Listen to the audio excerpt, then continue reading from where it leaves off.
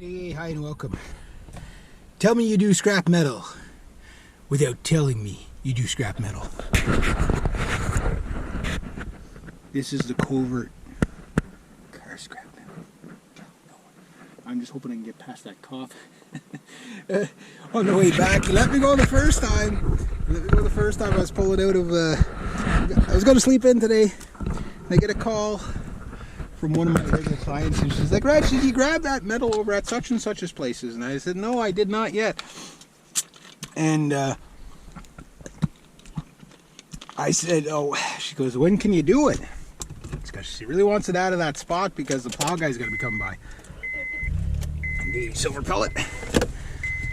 And I'm like, well, we'll do it today because I got a big trip that Paul and I are going to do. I can still see out of this thing.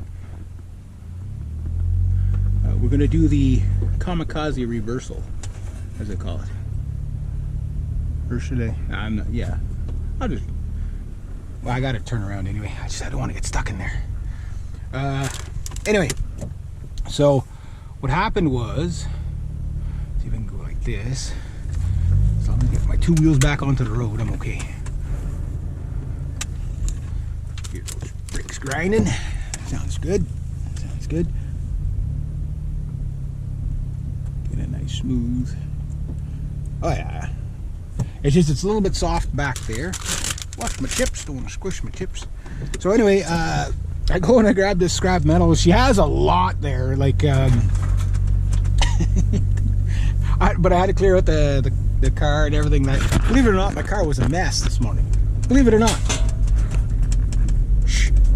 So anyway, I go over to my other clients. It's gonna be a noisy ride home, I think. And sure enough, there's a cop like right across from her laneway, and I'm trying to like sneak in there and sneak out of there, backing up in front of him without making too much noise, you know. So he saw me get out of the car and greet the like this little old lady. So usually, okay, if the guy's, you know, dealing with little old ladies, he's probably, you know, we're probably not going to pull him over. But then you never know. On the way back, when if he sees all this shit in the back of my car, I don't know what's going to happen. I hope not, because I'll be without a vehicle if he does a roadside safety on me. Give me a chance to fix it before you force me to fix it. But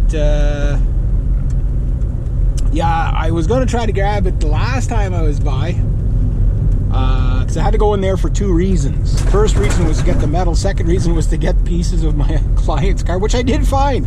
So I just brought it to her there now. She's, "Oh, great, you found it. I can take that to the Subaru dealer and get it all put back on." So yeah, that's a good idea. And they're the friendliest little, they're all stray cats, but there was a little thing of metal right there. And some in the garage. It's all heaters. But that place has got to be really cold. And anyway, yeah, so while I'm there, this little kitty cat, he's like pawing me. I had to pet him. He's like, "Pay the cat tax, buddy. You're on my property." He would have came home with me. No problem. No problem. Can imagine my dad would like that. Another cat. Oh, jeez. But like, this was like the friendliest outdoor cat I've ever seen. Like, how is he still alive? Like, you know, being that friendly. Something's going to eat you, buddy. And that, but he's a cute little guy anyway. But anyway, I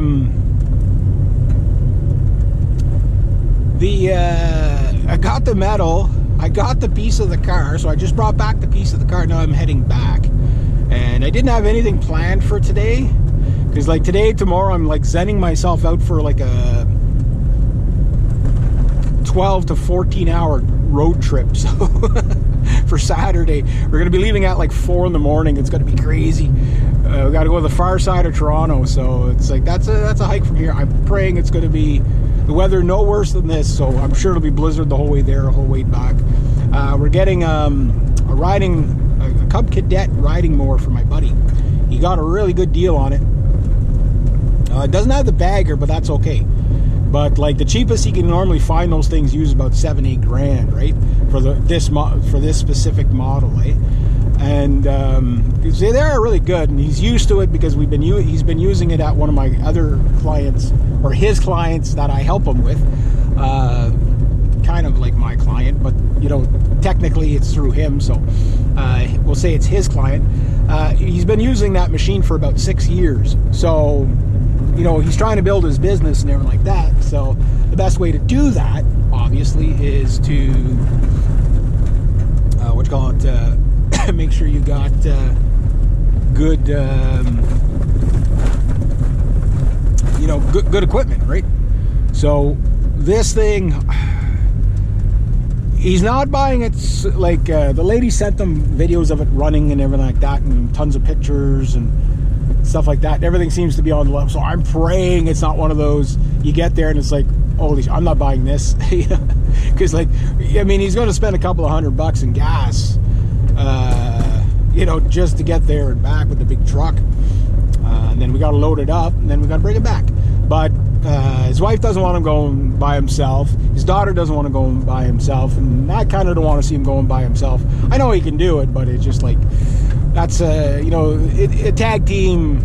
Teamwork makes the dream work type of thing, right? So it's like, yeah, okay, no, he's done so much for me that it's the least I can do is help him. We'll take shifts. Now, I'm one of those people, I can drive long hours. I don't sleep in vehicles, right? Like, I just, once I'm awake, right? So, the tarp's still on there, good for the garden.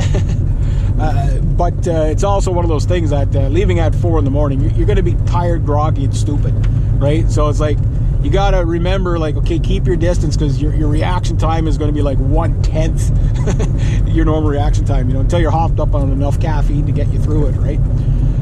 So it should be a fun trip.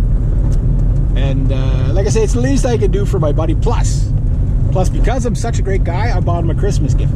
I bought him windshield washer fluid.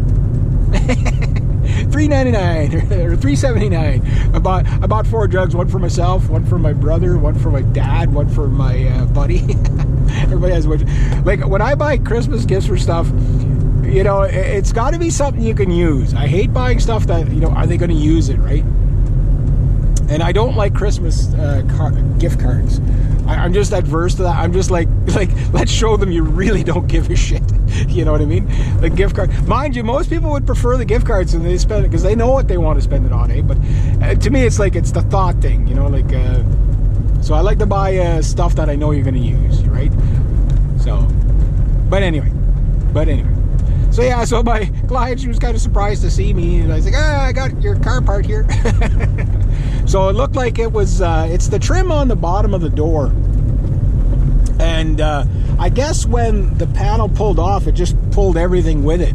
And it somehow that fell off, but it didn't fall off until she got to her neighbors, which is, you're talking a couple of 100-yard drive there, you know what I mean? So it just worked out that way, and better stay on my side, question mark. And it's like, I was going to say, it's like, it must have been just from the slap back and then popped everything out, but it looked like some of the tabs are busted, but not all the tabs. So I'm still trying to figure out how it popped out, because you pulled this way, right? So, but I guess it must have all hooked, or maybe it started hooking from there and that, went forward, and, because it was like a little wood lean-to, and the fender skirt caught the edge of it, right? So it's like, but maybe it was that caught it and then knocked everything else forward. It's hard to say, right? So she's gonna have to get that figured. That's gonna cost a lot. I tried to wire it on there the best I could, and I don't think the local guy is set up to I think she's going to the dealership, so it's like, ooh. Ooh. Yeah, little squirrel. He's not very friendly. The little kitty cat was friendly, but he's not very friendly. Alright, anyway.